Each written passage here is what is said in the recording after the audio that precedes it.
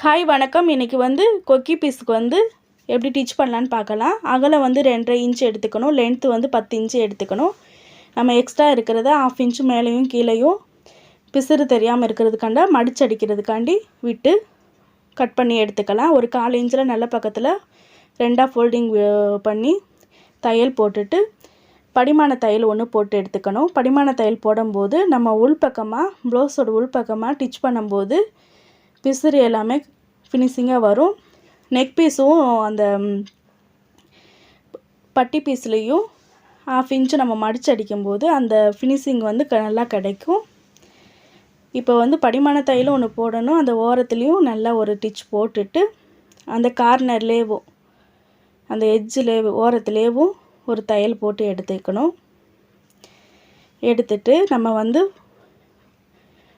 கொக்கி காஜா piece first stitch பண்ணினதை வீடியோ லிங்க் கீழே இருக்குது. அதை கிளிக் பண்ணி பாருங்கள்.